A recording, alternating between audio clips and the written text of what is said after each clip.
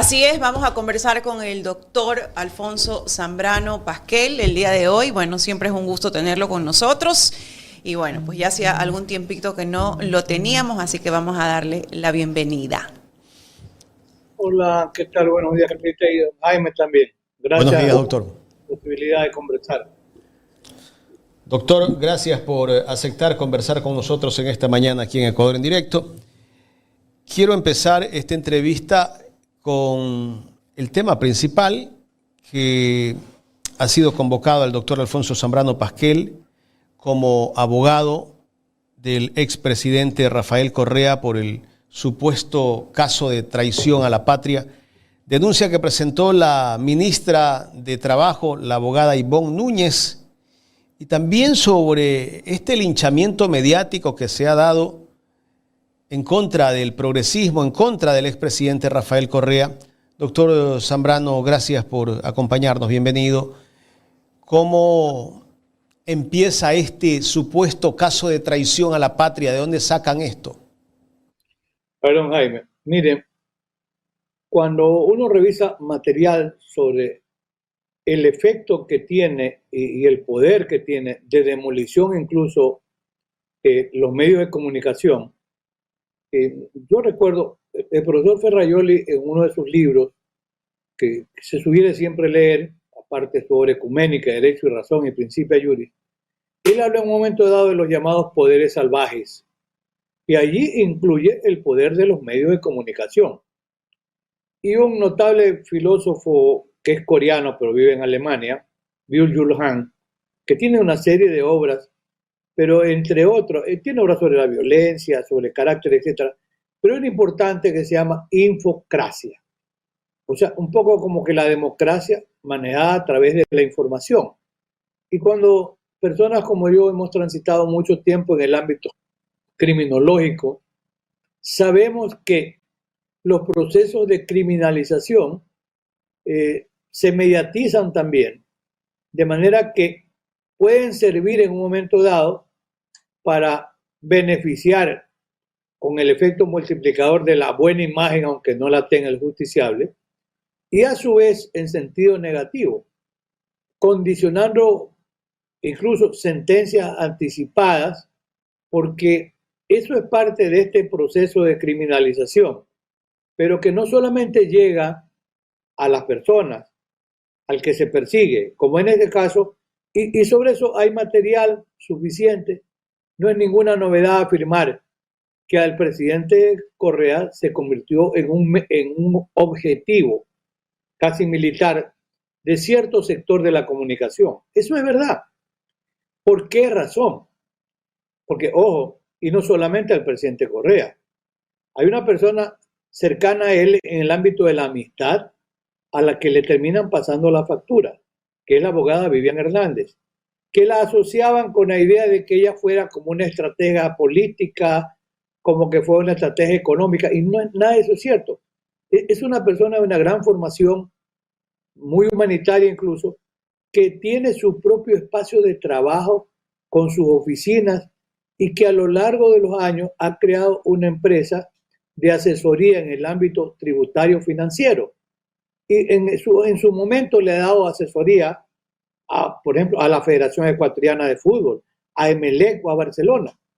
Pero esta semana, un medio de comunicación, que de paso es muy importante, volvió a reproducir la imagen, que es una imagen del mes de marzo.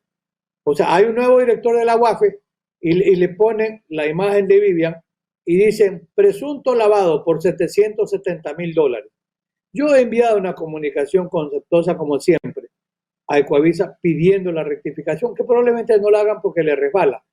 Pero el daño que se produce cuando se multiplica la noticia es terrible porque afecta, mire, no le ha afectado su actividad empresarial, ningún cliente se fue de las empresas.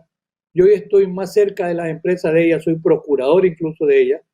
Y mire, yo reviso todos los contratos de prestación de servicios, son contratos lícitos, contratos que están facturados, contratos que se tributan. Ojo, pero en esto es un tema que debe plantearse la discusión sobre la labor que hace la UAFE. Hoy el director de la UAFE, excelente, que es Alan Nieto, Alan Sierra, acaba de renunciar. No sé por qué, no he podido conversar con Alan, pero Alan es una persona incorruptible que si le piden que haga algo que no es, prefiere irse y no hacer lo indebido. Entonces, a base de un informe, no es el primer caso. Cuando el doctor Carlos Perea Cordero, a quien yo también defendí, en ese momento hizo la UAFE un informe que decía, se presume que habría lavado más o menos alrededor de 35 millones de dólares, lo cual era absolutamente... Doctor, perdón que lo interrumpa, pero ¿qué argumentos tienen para involucrar a Vivian Hernández en estos presuntos delitos? Un informe de la UAFE, que ahora la UAFE, ¿qué dice? Nada más. Ahora la UAFE dice que es referencial, que no hay ninguna auditoría técnica y que le corresponde a la Fiscalía investigar. A ver. O sea, que no tienen elementos probatorios, sino simplemente basados en ese informe, en esa investigación, en ese supuesto. Le digo yo lo siguiente.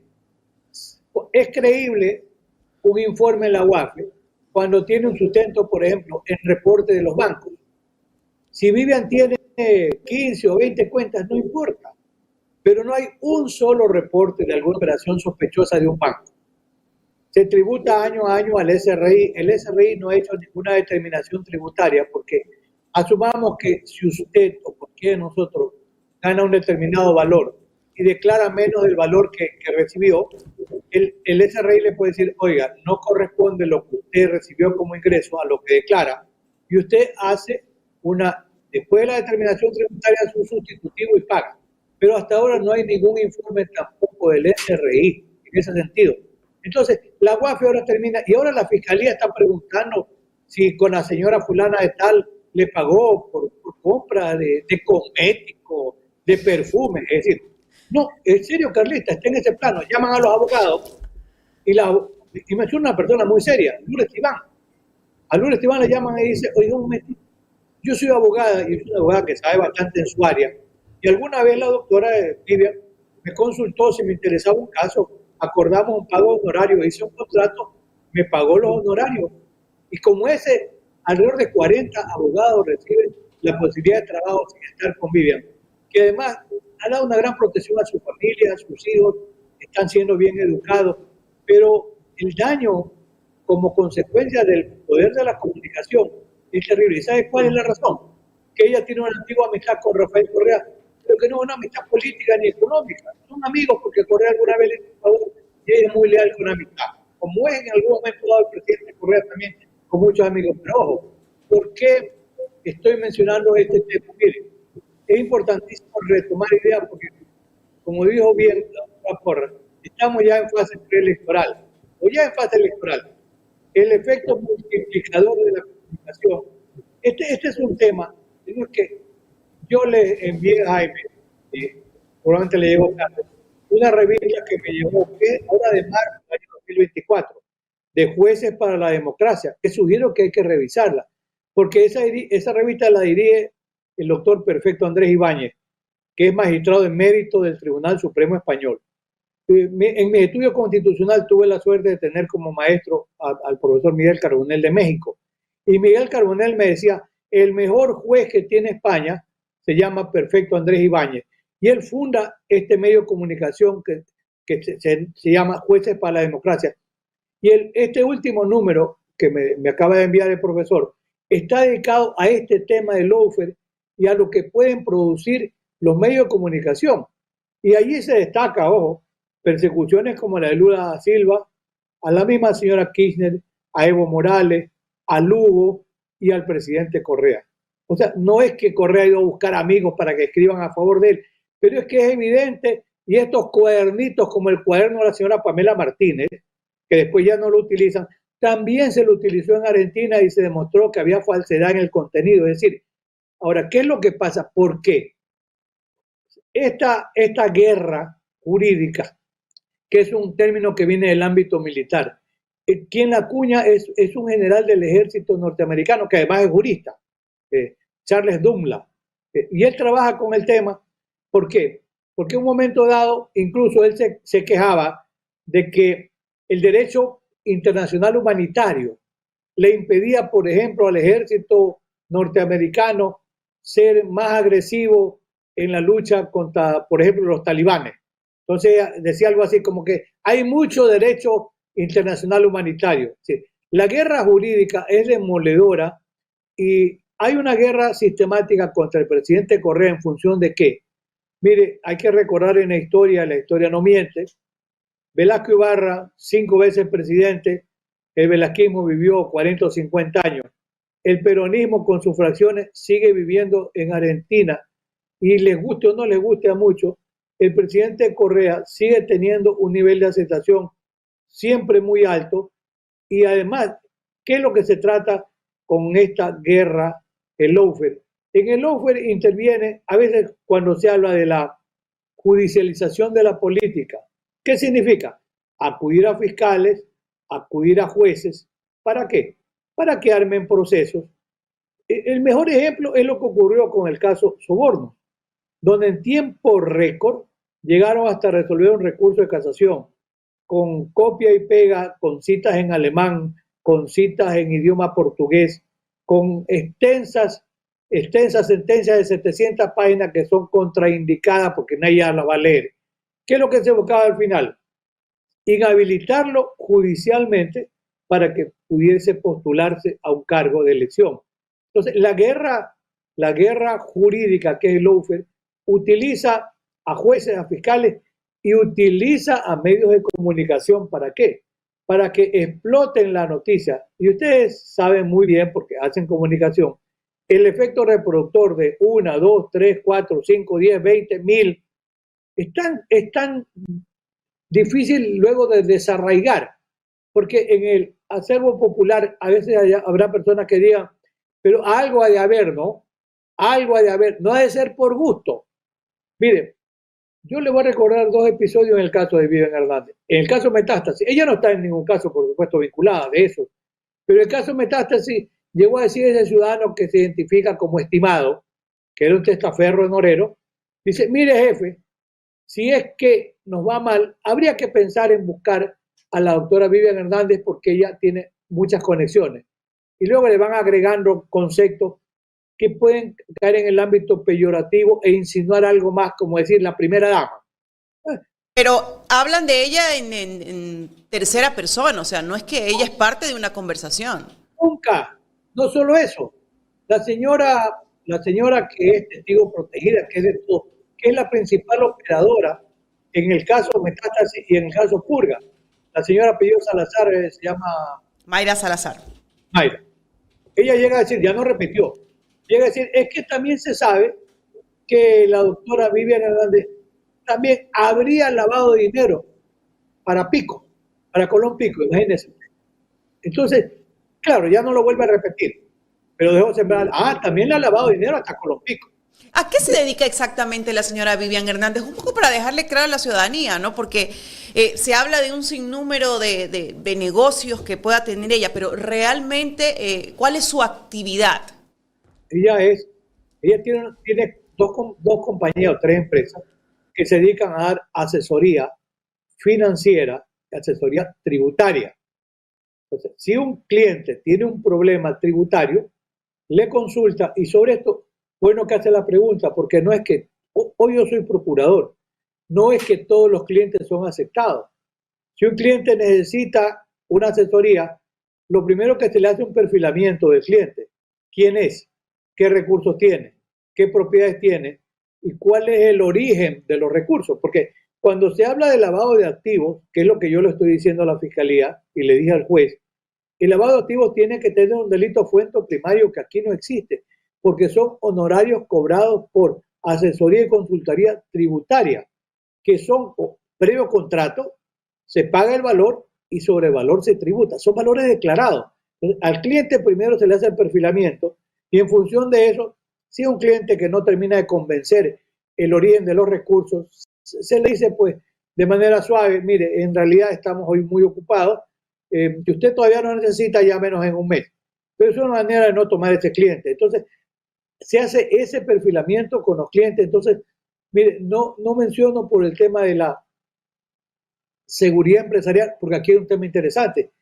cuando se dice maneja 10 millones, o 18, o 20, hoy, y yo fui a una audiencia que mañana se resuelve la revocatoria de la prisión preventiva, donde le dije a los jueces, le va a parecer raro, pero mi patrocinada no quiere un sustitutivo presentarse. ¿Saben por qué? Porque la fiscalía, ahí estaba el fiscal, la convirtió en un objetivo de alto riesgo. Cuando dice, esta señora maneja 10 millones o 15 a lo largo de 10 o 15 años, sucede que hoy tiene riesgo para su seguridad personal ella, su mamá, su hermana, sus hijos. Entonces, ella es una persona secuestrable.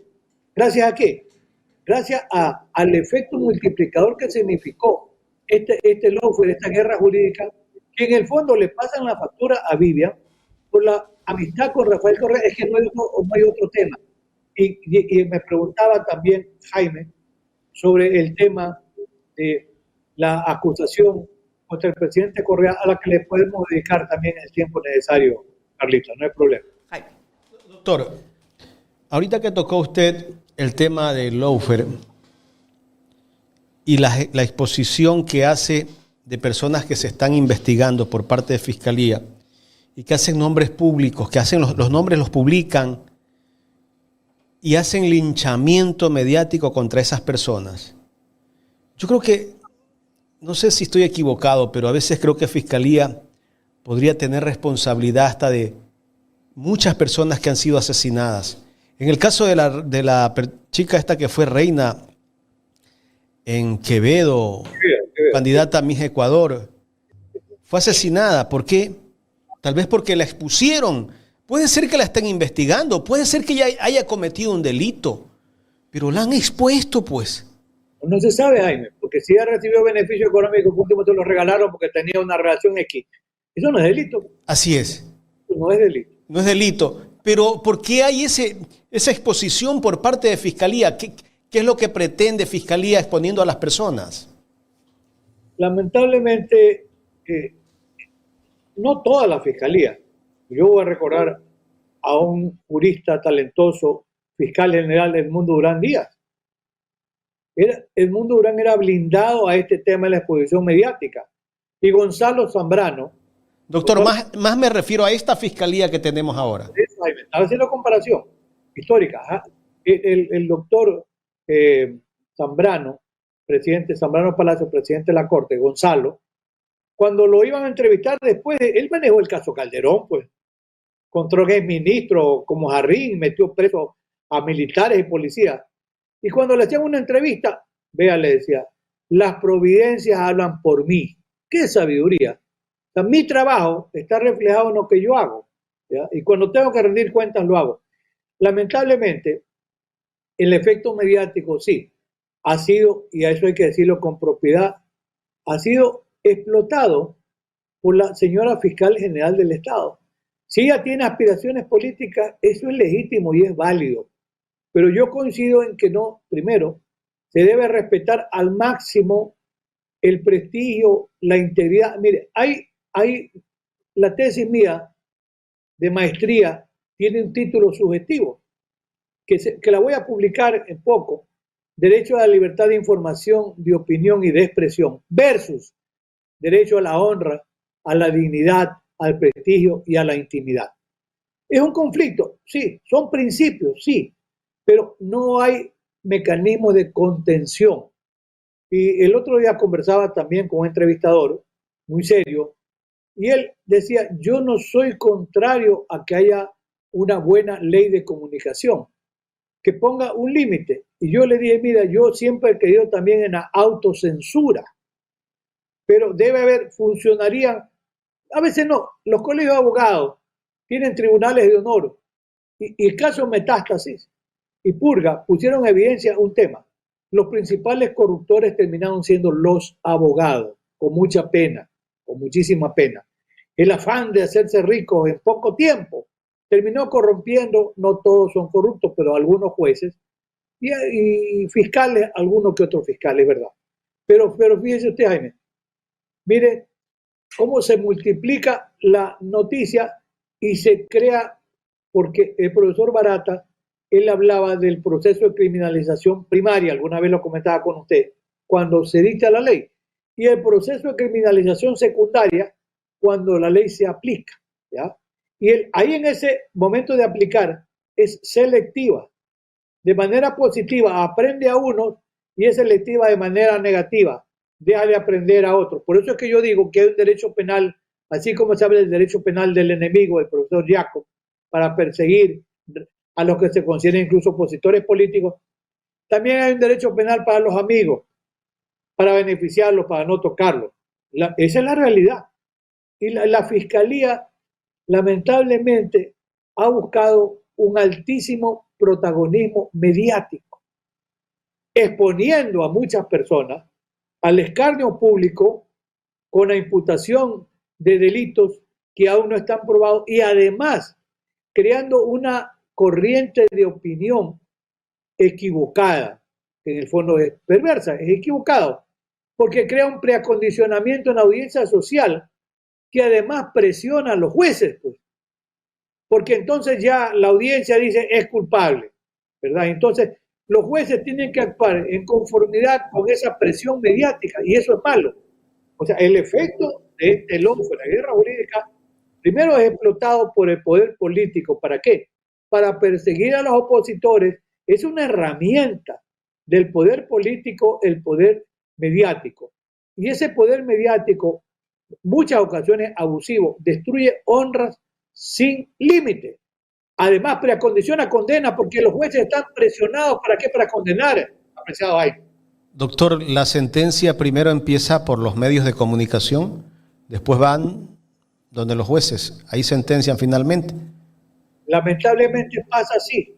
Por eso, en ese proceso de criminalización mediático y mediatizado, que hoy sobre eso hay bastante material, es un tema que poco se lo discute o no les interesa discutirlo en Ecuador.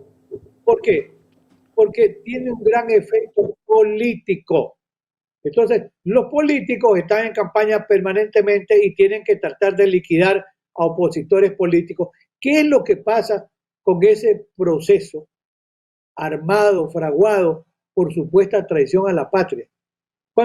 Si uno mira en las declaraciones del propio presidente Correa en su estilo, cuando él habló en un momento dado de casus belli, ya se inventaron que él estaba diciendo que México le declare la guerra a Ecuador. No, porque el concepto de casus belli, que puede ser uno de los conceptos, el concepto más amplio se refiere a aquellas situaciones que producen una gran conmoción, que sin duda la produjo, porque ni Estados Unidos ha aplaudido la violación de la Embajada de México en Quito. Y mire usted los efectos o consecuencias. La OEA tampoco es que le da un voto de aplauso a Ecuador. Y en Naciones Unidas seguramente tampoco salimos bien.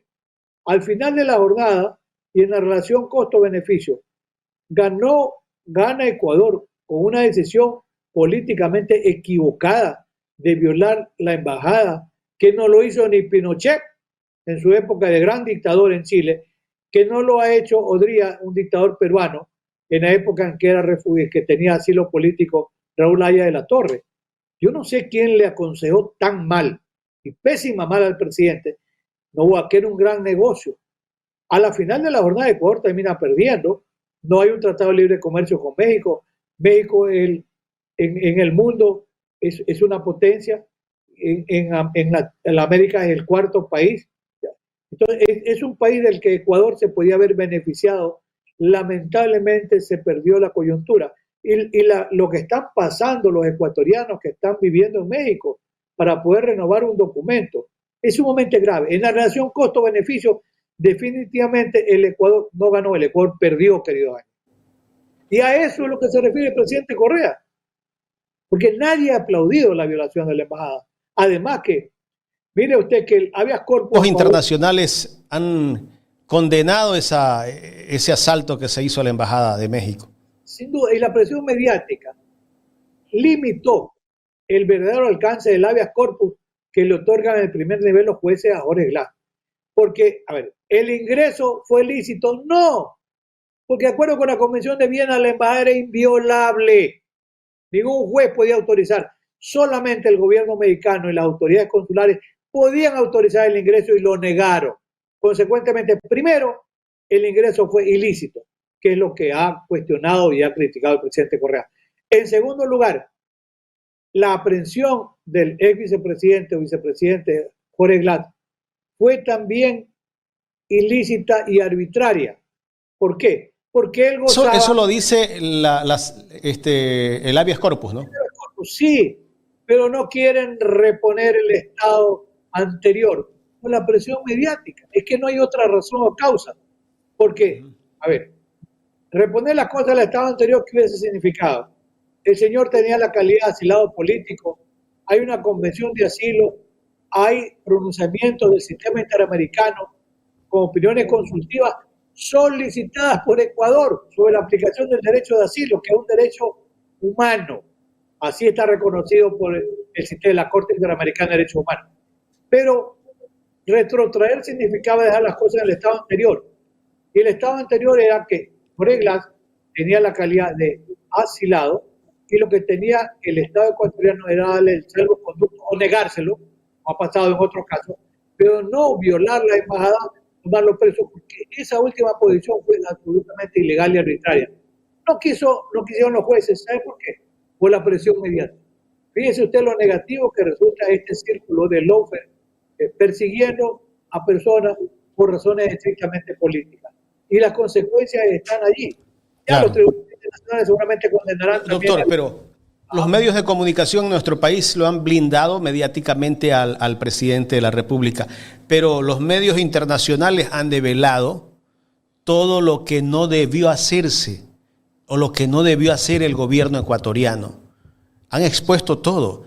Está quedando mal parada también la prensa de acá de nuestro país a nivel internacional, porque afuera se rechaza todo lo que se hizo.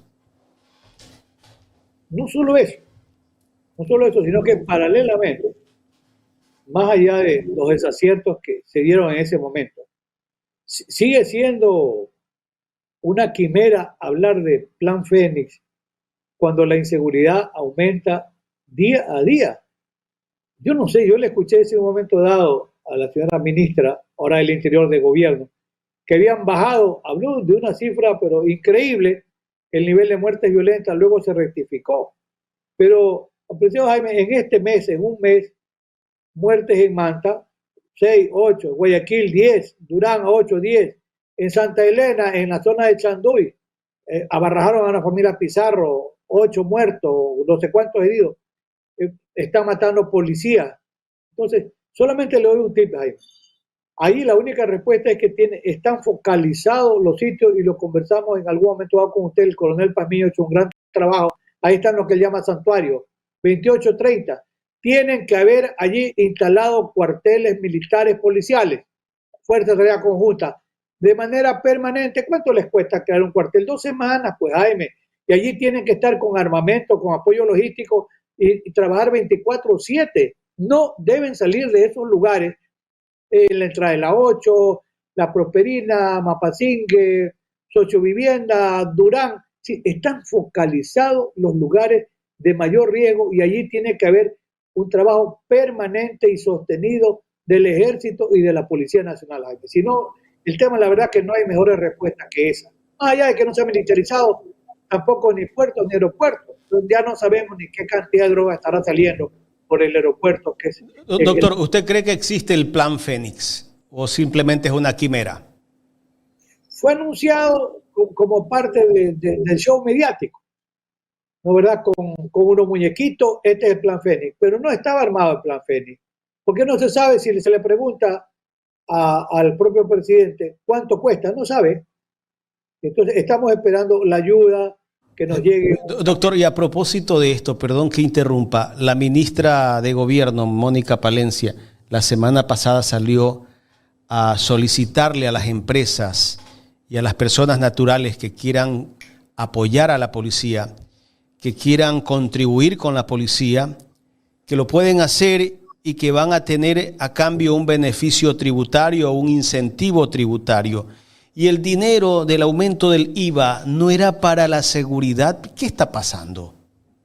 A ver, yo le he escuchado a personas que conocen mejor que usted y yo de aspectos tributarios, porque al parecer se está gestando una ley que haría una suerte de blindaje informativo con respecto a la utilización de esos recursos bajo el argumento de la seguridad nacional. Ojo, no lo digo yo, lo escuché ayer a un comentarista decir, eso no debe ser, porque si la finalidad, a ver, están las cuentas claras, cuánto está ingresando por concepto del incremento del IVA, y el recurso era exclusivamente y nada más que para el tema de seguridad. Si alguien va a trabajar en un tema complejo como este, primero tiene que tener un estudio cuánto le va a costar ahora armar un plan que nunca existió, el plan FENI. ¿De dónde va a obtener el recurso y cómo lo va a ir invirtiendo?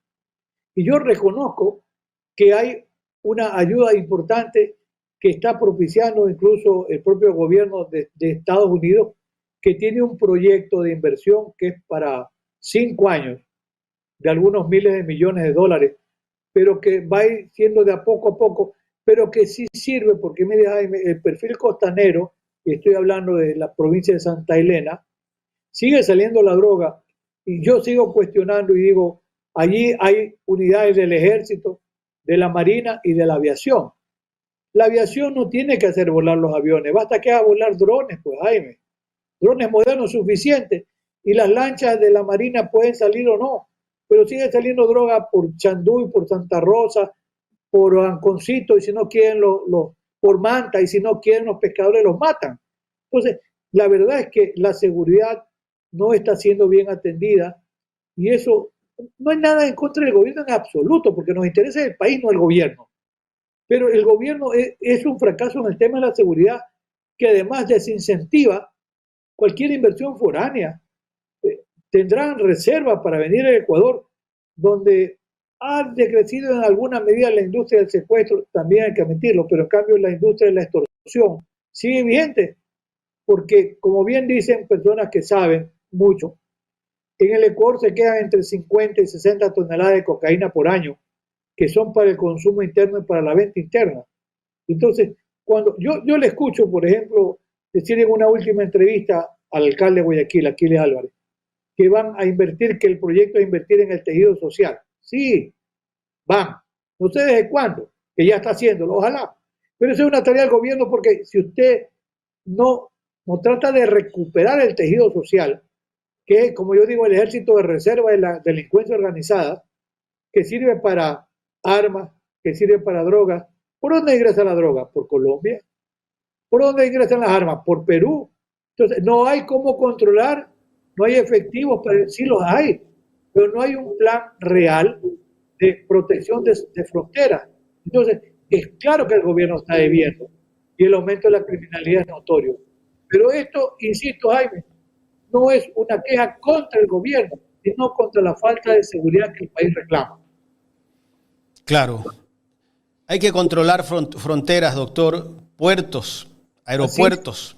Así es. Y esa es tarea del gobierno. Esa es tarea del gobierno. Y no lo está haciendo. Porque si no entra droga a nuestro país, la que viene de Colombia o la que viene de Perú, no hay pues el producto acá en nuestro país. Por lo tanto, no hay tanta violencia. Sin duda, Jaime. Mire, además que como hay ese ejército de reserva dispuesto a traficar con drogas ya internamente, en un momento dado se producen muertes que son selectivas. Yo digo, hay dos razones en lo que uno puede encontrar como variables explicativas. La primera es que las personas que se dedican a este negocio ilícito de pronto no le devuelven el dinero a los proveedores, lo matan como ejemplo. Y el otro tema es que cuando se invaden territorios que ya están ocupados por un segmento de la delincuencia organizada, no dejan que otro grupo pretenda llegar a ese lugar.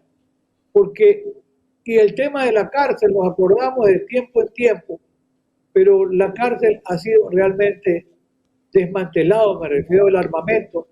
No lo sabemos porque cada vez que ingresa el ejército a la cárcel encuentra armas, celulares, drogas y demás. Y a propósito de eso, incluso en los últimos días, recordemos que se ha insinuado que la factoría, la que proporcionaba alimentos al sistema carcelario, tendría que estar investigada porque podría estar asociada con sectores de la delincuencia organizada. Y mire, el efecto multiplicador de la comunicación hace que cualquiera en un momento dado, cuando lee la noticia, puede creer que es cierta. A mí me pasó alguna vez leyendo, alguien insinuó y dijo, pero es que están entrando las armas y la droga, entran las armas pues, para hacer dentro de la cárcel debidamente pues, rearmadas, entran por partes, entra la droga y seguramente entran en los camiones de la comida. Ojo, yo cuando vi una vez y vi otra vez, ¿será cierto? ¿Es posible? ¿No hay control? Se comienza a especular. Es que la policía deja ingresar. Pero la policía también es parte, porque mire, en la guerra jurídica un objetivo se vuelve el combate supuesto a la corrupción. Entonces se multiplica la noticia, se está combatiendo la corrupción, pero nunca se encontró armas, nunca se encontró droga en ningún camión de la comida. Si no, hace tiempo había un proceso. Pero hoy el dueño de la factoría está reclamando que le deben alrededor de 30 millones de dólares. Que el Estado no se los pague, entonces se los va a pagar. Y han armado una investigación por una presunta asociación con la delincuencia organizada. Porque ese es un tema. Cuando no hay elementos para vincular un determinado delito, entonces se le sacan otro debajo de la manga, ¿verdad? Como los magos de circo. Delincuencia organizada, que es todo y es nada. Porque en la delincuencia organizada, un delito de peligro abstracto, se reunían. ¿Para qué se reunían? Seguramente para planificar delitos. Pero no cometieron delitos, no importa. Pero estuvieron planificando. Eso ya sería delincuencia organizada. Delincuencia organizada, doctor, hablamos de una estructura como tal. Así es, pero eso no lo entiende la fiscalía, ni lo han entendido los jueces. Por eso es que los casos de delincuencia organizada, que sí se los ha organizado en el país, se han armado los procesos, pero también son selectivos, porque al final de la jornada terminan condenándolo a Jorge Glass por delincuencia organizada, pero era porque era Jorge Glass. Y los demás casos, la mayoría terminan desestimando a la fiscalía una formulación de cargos. Por eso evidencia lo que produce la guerra jurídica, que utiliza a los medios de comunicación para reacondicionar un efecto. Ese efecto multiplicador de que los jueces digan, no, es que hay que condenar, porque si no, se produce el linchamiento mediático, ya no contra el justiciable, sino contra el juez también, pues, que ese es otro tema. La fiscalía ha tenido menos linchamiento. ¿Por qué? Porque la fiscalía ha sido más obsecuente con los medios de comunicación y le ha sacado provecho. Ahí yo sí creo que hay un blindaje mediático que ha conseguido la Fiscalía General del Estado, que no sé si era solamente por tener ese blindaje mediático o por una proyección política inmediato futuro, no lo sé. Ya veremos qué pasa. Doctor, cuando el presidente de la República acusa al ex vicepresidente Jorge Glass, que porque estaba en la embajada, y sale ante los medios, sale a dar declaraciones a la prensa internacional, dice que dentro de la Embajada de México había un delincuente, un criminal y un narcotraficante. ¿Qué pretende el presidente de la República con eso? ¿Qué pretende? Encontrar la posibilidad que haya medios de comunicación que confunden la libertad de información con lo que es el libertinaje informativo, donde hay una intención inequívoca de reproducir y aumentar la noticia como para que, ojo, ¿cuál es la finalidad? Tratar de que se minimice la violación de la soberanía del Estado, de los Estados Unidos mexicanos, como para que se diga, sí se violó la soberanía de México, pero no importa. No, señores, sí importa. Y lo que dicen no importa porque ahí estaba Glass y lamentablemente le atizó una serie de calificativos, no solo despectivos, ofensivos, ¿ya? Porque asociarlo con narcotraficantes, etcétera, es una perversidad. Criminal. Criminal. ¿Qué crimen ha cometido? Sí, ¿ya? Pues eso es lo que llama la atención y nadie cuestiona esas declaraciones del presidente de la República? Por lo menos yo no he visto a ningún periodista cuestionar esto, más vale lo aplauden. Porque lamentablemente pasa que también hay ciertos medios que reciben pautaje, ¿no? Entonces hay que defender la olla, ¿no? Entonces pasa y pasa. Pero claro, no hay medios que hagan una apreciación crítica del contenido de esas declaraciones. Algunos medios internacionales sí vienen a reaccionar en función de qué, decir, a ver, un momentito. No confundamos el tema de la violación de la soberanía de los Estados Unidos mexicanos con la aprehensión de una persona que estaba allí a la que no se le podía aprender porque gozaba del asilo y a el que tenía derecho a un salvoconducto y el Estado tenía el derecho de otorgárselo o no. Ese era otro tema. Pero ya el daño está causado. Y encima cargan otro tema por el asunto de la reconstrucción de Manabí, donde aprecio que comience a decir algo como esto. Es que el destino que se le dio a los recursos no era el mejor de los destinos. ¿Y quién califica eso? La Fiscalía. A ver, ¿por qué no hizo una escuela en lugar, por ejemplo, de un hospital?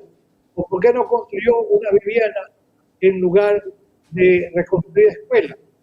Entonces, no puede la Fiscalía entrar en ese plano a discriminar. Doctor, ¿construir un parque no es parte de reconstruir un lugar donde hubo un terremoto? Por supuesto que sí. Si se atiende... Porque por eso es que lo vinculan al expresidente Jorge Glass en este caso. Por un lado. Y por otro lado, por lo que yo he podido apreciar y he escuchado, hay personas que se las ha vinculado en este caso cuando han estado muy poco tiempo en el ejercicio del cargo, como por ejemplo me dicen que es el caso del ministro Solís me parece, que él no estuvo, el ministro el relacionado con el tema de la construcción, que me dicen que estuvo apenas 6 meses. Él conoció los planes de la reconstrucción, pues ni siquiera estuvo en la fase de ejecución, pero también lo han cargado allí en el tema de reconstrucción de Manaví, porque, claro, allí se busca, mire, la persecución mediática para deslegitimar políticamente a los adversarios, no tiene límite. Entonces, se piensa que es una manera, recuerde que estamos ya no en etapa electoral, estamos en etapa electoral, nunca cesado. Es una manera de tratar de deslegitimar, desacreditar, dicho de manera más laxa, cualquier propuesta política inmediata, por ejemplo, de revolución ciudadana. Es que no hay otra razón o sentido. Hace unos días también escuchaba el tema de las escuelas del milenio. ¿Y por qué no las terminan de construir?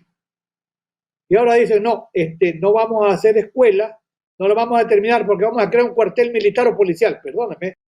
Usted no puede sacrificar el derecho a la educación de los niños, que son un sector vulnerable, cuando lo que falta es poco para terminar una construcción y luego decir que lo que se va a hacer es un cuartel militar. ¿Y qué pasa con los niños que requieren educación?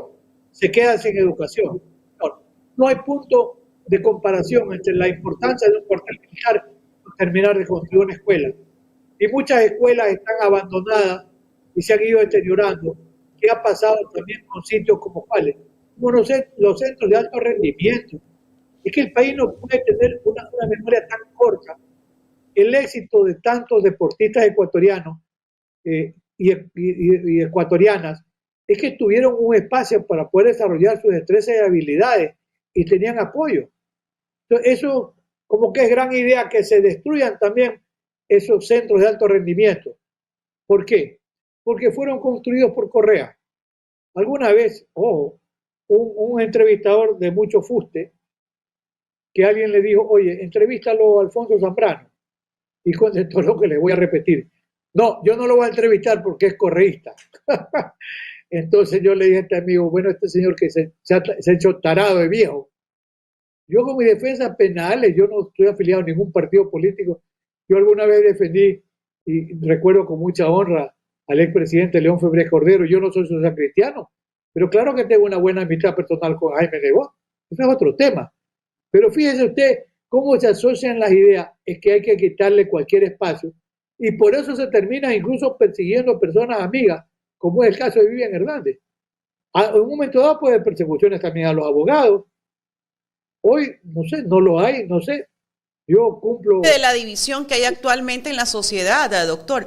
Aquí ni siquiera hay partidos políticos, ni pensamientos, ni siquiera ideologías. Aquí lo que hay es correísmo y anticorreísmo, y eso es lo que ha dividido el país. Ya, pero, a ver, pero el correísmo no está muerto, sigue bien. El anticorreísmo a rato se fracciona, ¿ya?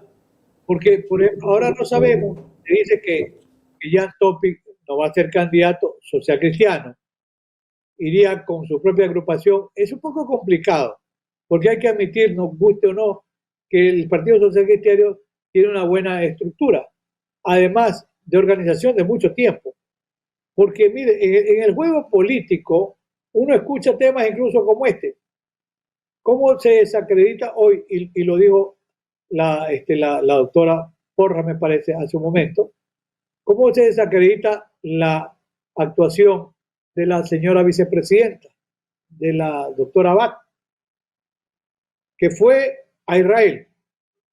Si el hijo hizo algo indebido, bueno, recibió inmediatamente la posibilidad de ser procesado, pero enviarlo a la cárcel La Roca, ¿qué era? Pues a lo Fito, a lo Colón Pico. No tiene sentido, es desproporcionado. Cuando las reglas de las Naciones Unidas dicen que una persona debe estar cerca de su domicilio hasta para ser visto por la familia, son reglas internacionales de Naciones Unidas. Y la presión contra la señora vicepresidenta es terrible, porque por ahí apareció alguien que dice que la quiere llevar a juicio político. ¿Por qué? Porque ella no habría tenido una buena conducta cuando habría sido candidata a alcaldesa de Cuenca. Es un hecho que pasó, pero no sé. Pero como en el mundo de los votos son los que disponen en una asamblea condena o no. ¿Qué es lo que queda en algún sector? Porque ese sector que se presta para la guerra jurídica, el sector mediático, que está muy vinculado al poder, no lo dice, pero quedaría la impresión de que se trata de inhabilitarla como para obligarla a que renuncie. Como para obligarla a que renuncie. Aparentemente no tiene intención de renunciar y no debiera hacerlo. Porque el momento que el presidente Noboa entre en campaña, ella tiene que reemplazarlo constitucionalmente. Entonces, quieren sacarla con este lofer, como sea de la cancha. ¿Para qué? A ver, ¿quién sería eventualmente un presidente encargado? El presidente de la Asamblea, Bronfle. O sea, lo que no ha conseguido después de corrido lo quieren conseguir ahora, que sea 6 meses encargado. Porque ahora es raro incluso cuando él pide la opinión del procurador.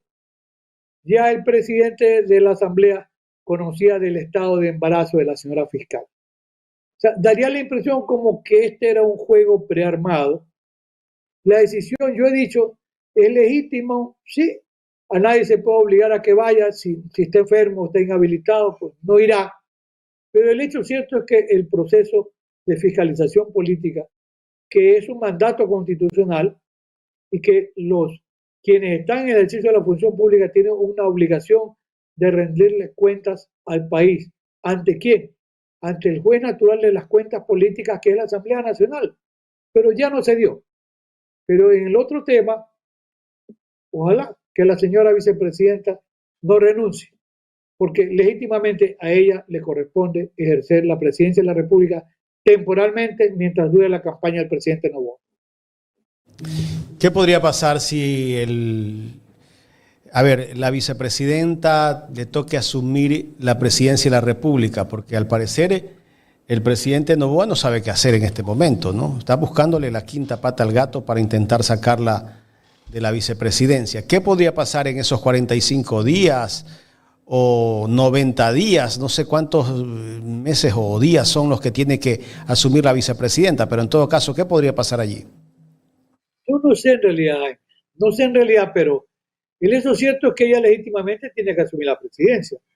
Ahora, el gobierno es un equipo de trabajo y ese equipo de trabajo supone la presencia de ministros. No sé, puede llegar a tener confrontaciones con un ministerio o con otro, no lo sé, no quiero adelantarme a algo que significa estar en el campo meramente especulativo, pero legítimamente, constitucionalmente, le corresponde asumir la presidencia. Y no sé las razones por las cuales hay temor de que asuma la presidencia, porque he escuchado que en la última gira a Europa, incluso el presidente se ha expresado muy mal de ella. Me parece que no era el espacio de hablar de deslealtades o de no tener confianza, pero ese fue el binomio que él decidió para su campaña política. Y hay que respetar las reglas de juego, porque ella está allí por una decisión popular, que significó votar en su mayoría por ese binomio presidencial, que incluye al presidente y a la vicepresidenta. Así es, Jaime. Doctor, volviendo al tema de seguridad, el presidente de la República en su consulta popular y en el referéndum que tuvimos el mes pasado, ganó las preguntas del tema seguridad. Tiene 6 meses en el poder, le queda menos de un año al frente del gobierno. Ahora no hay excusa para decir yo no puedo mejorar el tema de seguridad en el país porque no tengo las leyes. Él en este momento debe ejecutar lo que propuso en su campaña y dijo que iba a combatir la delincuencia. ¿Cuánto tiempo debe esperar la gente para que esto se concrete? Jaime, ningún tiempo hay que esperar, porque el gobierno está en mora. Pero ojo, reitero lo que yo vengo sosteniendo, ninguna consulta popular ni ninguna reforma legal nos va a presentar la fórmula mágica para frenar el incremento de la criminalidad. No es aumentando las penas. Mientras usted no controle el ingreso de las drogas y de las armas, el Ecuador seguirá en esta dolorosa encrucijada. Porque además, gastar 60 millones de dólares yo no sé si era tan importante o tan necesario. Yo sigo insistiendo que de acuerdo con la Constitución, el 158, debe ser eso, el ejército está obligado a actuar en defensa de la soberanía nacional, sin estado de excepción, sin decretos de emergencia. El país vive o no una situación excepcional en su vida republicana, por el aumento de la criminalidad, sí, que socava incluso la soberanía del Estado, sí, porque hay sectores tomados por la delincuencia organizada. Para eso no se requiere consulta, sino aplicar la Constitución. Y el aumento de las penas, presente proyectos de ley, consiga los votos suficientes, pero reitero, no es aumentando, claro, allí viene también el efecto mediático. Ahora los violadores no van a estar 30, sino 40. Yo sigo pensando, bueno, ¿y por qué? Ojo, yo no soy partidario de la pena de muerte.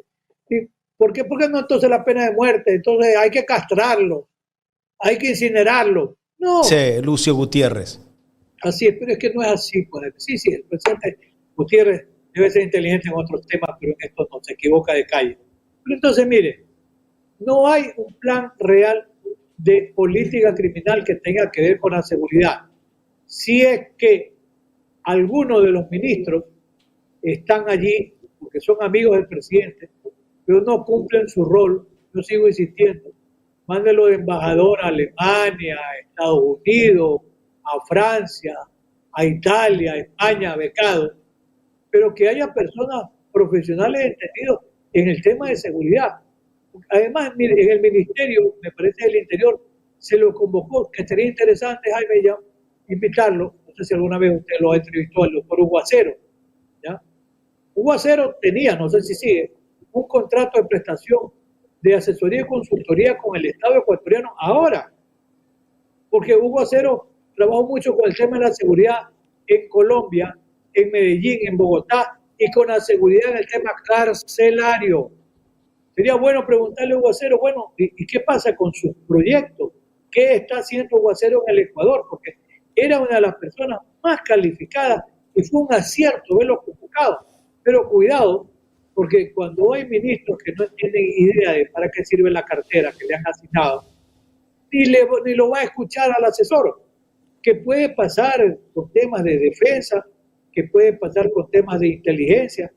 Sí, a los amigos hay que tratarlos bien, pero cuidado, los mejores amigos terminan haciendo un desastre como ministros de un gobierno que en el tema de seguridad hasta hoy nos queda claro que nos está debiendo Jaime. Y reitero, yo no tengo nada contra el presidente Noboa, que es muy joven, nada en absoluto. A Pero mí que haga las cosas bien. me preocupa la situación del país, Claro. no del presidente, del país, porque seguirá aumentando, Jaime, el nivel de criminalidad, seguirá pasando la droga. Este año creo que vamos a romper nuestra propia cifra, 200 toneladas, que es el promedio en los últimos años. Recuerde solamente para los que no nos han escuchado en otro momento, 20 millones cuesta una tonelada de cocaína en Estados Unidos, 60 millones cuesta en Europa, a un promedio de 40 millones de dólares por tonelada. Jaime, si se quedan 200 toneladas que se incautan, habría que ver incluso la calidad. Cuidado, los narcos nos echan un poco de basura con cal y harina, pero más allá de eso, eso es el 15%, póngale el 20% para ser muy generoso de la totalidad de la cocaína que se fue de Ecuador. Por eso Ecuador es el principal exportador de cocaína en América Latina. Si aquí se quedan 400 toneladas, pasaron 1.600, ¿verdad? De las 2.000 toneladas, que es el promedio que por año pasa por Ecuador. Entonces, Ecuador es el principal exportador de cocaína en América Latina. ¿Qué puede pasar? ¿Qué debiera pasar si hubiera una política criminal tenaz para tratar de limitar en lo posible ese ingreso en cantidades enormes de cocaína? Tendrá que buscar otros lugares de salida. Brasil, puede ser Venezuela, Argentina, otros lugares. ¿Para qué? Para que el Ecuador pueda retomar de alguna manera ese ambiente de tranquilidad y seguridad que no tenemos, querido. Doctor, pero tenemos un Estado ausente. No vemos a un Estado que está presente en el pueblo. Si los últimos 3 presidentes los hemos escuchado que para ellos es un logro reducir el tamaño del Estado. Por eso es que cada día los servicios públicos son peores que antes. Entonces vemos que no hay inversión pública. El Estado está ausente en todo lado. La gente, mientras el Estado no invierte en obra pública, que eso de alguna manera genera trabajo, es difícil que puedan combatir la delincuencia, el crimen organizado. Yo no sé si estoy equivocado con mi apreciación, pero creo que por ahí viene también la cosa, doctor. Estos últimos gobiernos, para ellos es un logro reducir el tamaño del Estado y en todas las instituciones públicas. Mire, apreciado Jaime, tal vez la única reflexión positiva y valedera es que no hay que volverse a equivocar. No hay que volverse a equivocar. Alguna alternativa tiene que ver. Porque Pero ¿cómo? Si ellos no están pensando en solucionar estos temas. Solamente piensan en poner más policías en la calle, en comprar armas, en que las armas que utilizan los delincuentes las utilice la policía. ¿Esa puede ser la solución? No, no es la solución. Pero ojo, que estamos a no muchos meses de una nueva elección. Ojalá, por ahí sí. Que venga. Que sea para cambiar. Claro. Para cambiar bien. Ya la verdad es que la ciudadanía no es que siente, una desazón. La ciudadanía vivimos en un ambiente de temor, porque la seguridad está secuestrada. Usted no sabe cuándo puede ocurrir el peor de los momentos. Si no hay seguridad, no puede haber inversión. Y si no hay inversión, no hay progreso. Simple y sencillo, apreciado. Esa es la gran verdad. Finalmente, doctor, el 26 de este mes se va a pronunciar la Corte Internacional de Justicia respecto al asalto a la embajada. Volviendo al tema del asalto a la embajada de México. ¿Qué podría pasar allí? Bueno, México creo que presentó sus argumentos, Ecuador también, aunque no son convincentes los argumentos que ha presentado el Ecuador por el tema del asalto a la embajada, que dice que de manera excepcional el Ecuador asaltó la embajada, que creo que en la ley no existe eso, la excepcionalidad. ¿Qué podría pasar esta semana? ¿Cuándo estamos 26? El domingo, me parece. Sí, domingo 26. Domingo. Viernes 24. Sí. Domingo 26. Definitivamente a Ecuador no le va a ir bien en la sentencia o resolución de Naciones Unidas. Y ese es un precedente honesto, porque, bien dijo usted, no hay causa que legitime la violación de la soberanía de cualquier Estado en el mundo. Porque son convenciones de Naciones Unidas que han sido violadas. Y ese es un pésimo precedente para que mañana cualquier Estado diga, no, es que a mí tampoco me parecía. Y mañana alguien puede invocar y decir, pero si Ecuador lo hizo, pues, y no pasó nada. Y cuidado, mañana a alguien se le ocurra decir que Alfonso Zambrano también traiciona a la patria. No, señores, hay que ser objetivos y hay que ser serios en los análisis. El Ecuador no ganó. El Ecuador definitivamente perdió. Perdió y perdió. Claro, el Ecuador no ganó. Nosotros estamos mal vistos a nivel internacional. No quepa duda, no quepa duda. Doctor, con respecto a lo del expresidente Correa, ¿quién prueba esto? ¿Este juicio cómo está?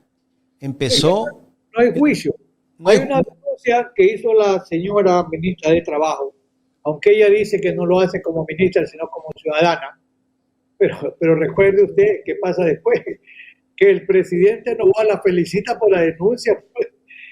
Eso es público, sí, por el dolor de la doctora Ivonne Núñez. Ella cumplió un rol, seguramente le pidieron que haga la denuncia y la hizo. Por congraciarse también con el presidente, ¿no? Sí, bueno, alguien me dijo que ella tiene aspiraciones políticas inmediatas, que va a ser candidata a asambleísta, no lo sé. Yo pensé que más bien ella aparecía mucho y yo dije, bueno, creo que ella quiere ser ministro de gobierno, creía yo, ha sido así por el momento. Claro, ella tiene protagonismo, sin duda. Sí, es una mujer, yo no voy a decir que no es inteligente, por supuesto que no. Pero cumplió ella con un rol eminentemente político, que sirvió como detonante, que fue la chispa para el lawfare. Entonces ya cumplió. Claro, y para distraer a la gente de todos los problemas que tiene el gobierno. Sí, por un lado, y por otro lado, tratar de desacreditarlo a Correa, pensando que desacreditándolo a Correa se desacredita su proyecto político, lo cual no es cierto. La guerra jurídica tenía una connotación evidentemente política y se cogió a la figura más importante de la oposición, que es Rafael Correa Delgado. Entonces, porque no era pues un tonto, disculpen, pensemos un pendejo cualquiera. No, tenía que ser Rafael Correa. Entonces, ahora que la Fiscalía debe saber que allí no hay objetos jurídicos, que es una conducta penalmente relevante, porque en nuestro propio Código Orgánico Integral Penal dice que para que haya traición a la patria tenía que haber actos que indudablemente produzcan desasosiego, una pérdida de la estima de las tropas para el combate, etcétera. Nada de eso ha habido, porque ya incluso la noticia como que dejó de ser noticia. Ya pocos se acuerdan del delito de traición a la patria, que podría parecer lo más grave en la nomenclatura jurídica, pero la Fiscalía tampoco ha iniciado un proceso contra el presidente Correa. Dejó el tema allí, pidió que se agreguen los escritos donde yo he pedido que haya un análisis ponderado para concluir que no hay delito en la conducta del presidente Rafael Correa. Agréguese al proceso y nada más. Y archívese. La Fiscalía, no hay el archivo todavía, pero recordemos que la Fiscalía, en el caso de traición a la patria, bueno, ese por lo menos no lo ha publicitado como hace con otros casos. No lo impulsan casos. Todavía, ¿no? No, ahí está, en periodo estacionario, no sé si cuando se calientan los motores por cuestiones políticas, se trata de reanimar la llama, pero allí no hay nada. Doctor, pero decir la verdad es traicionar a su país, cuando quien traiciona es quien invade una embajada. Decir la verdad no puede ser traicionar al país. Yo solo tengo que decir la verdad, es querer al país. tienen que decirte las cosas con nombre propio. Y si hay una equivocación, hay que asumirla. Hasta hoy no aprecio que haya una expresión oficial del gobierno decir nos equivocamos, sino que siguen con el argumento de la excepcionalidad. Es que nadie va a aceptar la excepcionalidad porque sería crear un precedente funesto en el concierto internacional que demanda la inviolabilidad de las delegaciones diplomáticas. Eso sería funesto, eso no va a pasar. ¿Hasta cuándo puede haber este cargamontón contra el correísmo? Quién sabe, Jaime. Mientras el correísmo tenga fuerza y poder de convocatoria, seguirá la carga. Pero lo atacan al correísmo. Algunos creen que el correísmo está de capa caída, pero resulta que resurge como el ave fénix. Sí, y algunos recalcitrantes opositores terminan por reconocer que sigue siendo una gran fuerza política. Una gran fuerza política que sigue trabajando. Ya veremos qué pasa en el nuevo proceso electoral. ¿Cómo le va? Porque la bancada hoy sigue siendo muy importante, la más grande. Veremos qué pasa con la siguiente bancada. En lo que yo tengo algunas reflexiones es que debieran, en general, los partidos políticos en el Ecuador escoger a los mejores ciudadanos posibles. No todos son tan buenos. Y eso ha pasado no solo con el correísmo, con los social cristianos en algún momento, donde yo conversaba con algunos líderes y decía por qué fulano y sultano. Y me decían algo así como esto: bueno, es que tiene buena convocatoria, bueno, es que tiene un programa de radio, bueno, es que tiene esto y tiene lo otro. Claro, también el efecto mediático multiplicador ha hecho que muchas personas de la farándula vayan a la actividad política, pero ha terminado siendo desastrosa la presencia y ha terminado perdiendo esa agrupación política, y lo más grave, ha terminado perdiendo el país, porque con mala representatividad política esa asamblea es un desastre. Ya pasó la época dorada del doctor Zavala Vaquerizo, Carlos Julio Rosemena, Otto Rosemena, Carlos Ferobrum, León Febres Cordero y demás personajes, el mismo Rodrigo Borja, Osvaldo Hurtado. Ya pasó ese momento. Ese es un momento que yo sigo históricamente, ya debe ser por edad, añorando. Esos grandes debates parlamentarios. El mismo Alberto Dají, Vladimir Álvarez, un juicio político como el que se dio contra Alberto Dají, que les guste o no les guste a muchas personas su presencia y su figura, un juicio político demoledor, donde el Congreso terminó absolviéndolo, a pesar de la absolución, que era un presupuesto para poder ser procesado penalmente, fue absuelto por el Congreso, pero igual la justicia lo procesó. Cuando el presupuesto de procedibilidad era, primero, la antesala, el juicio político. Y el juicio político lo gana. Pero ahí estaba ya, aunque no se le daba ese nombre, el lawfare jurídico. ¿Por qué? Porque hubo presión y se lo terminó procesando y condenando y al exilio, a pesar de que había salido indemne del juicio político. Pero era otra época, la presencia de políticos de distintas tendencias, de distintos saberes, el doctor Andrés F. Córdoba, gente ilustre que honró lo que significó el Parlamento ecuatoriano. Eso sí es importante rescatar. Ojalá que ese Parlamento se prestige más y con mejores ciudadanos en el próximo proceso de elecciones. Doctor, le prometo que esta sí es la última pregunta. Con respecto a lo que ha pasado en la Asamblea, la suspensión del juicio político a la fiscal, ¿cuál es su criterio respecto a esta decisión de varios partidos políticos? Bueno, mire, Jaime, la mayoría es la que determina cómo terminan los procesos de la Asamblea. Más allá de esto, la situación del embarazo puede ser complicado o no, puede ser. Hay asambleístas que en su momento, y además luego ya en la presencia de algún proceso, estoy recordando también a Viviana Bonilla, ella soportó durante el proceso, el caso Soborno, estando embarazada, que en casos como el de Viviana y el de Cristian Viteri, ambos habían sido mis alumnos. Yo no fui el abogado de ellos en el caso. Doctor, el caso de Pamela Aguirre mismo, Linda Guamán.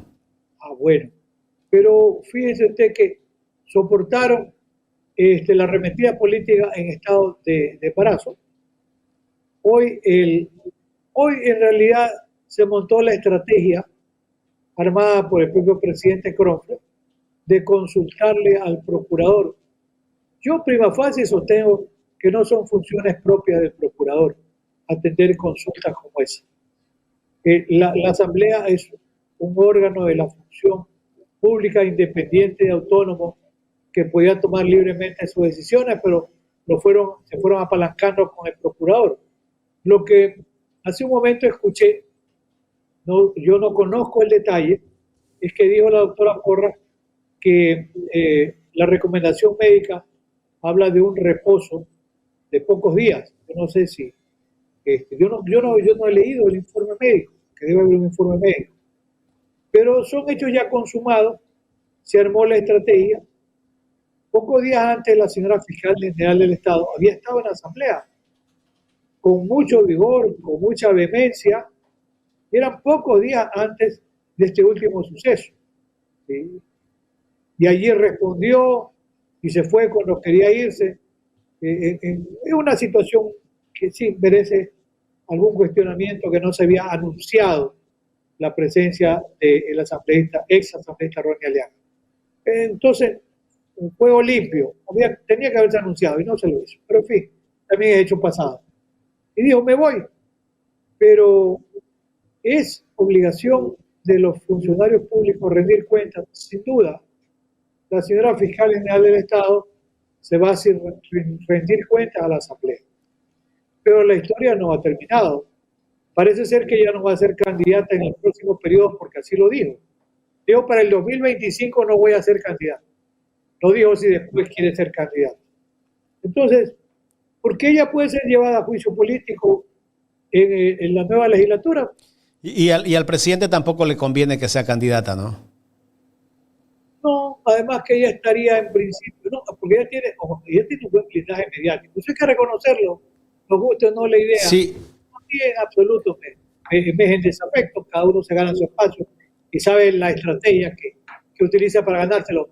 Pero recuerde usted que hay una decisión en el ámbito político con el tema de Construye, porque Construye sería la agrupación que pretendía o que pretenderá después darle auspicio a la fiscal general en el ámbito político, ¿verdad? Pero ya hay la fricción con Media Paula Romo, que también tiene sus propias aspiraciones políticas. Entonces, ahí hay un fraccionamiento de ese sector político por los intereses, o llamémosle, y ser repetido, por las ambiciones políticas que son legítimas.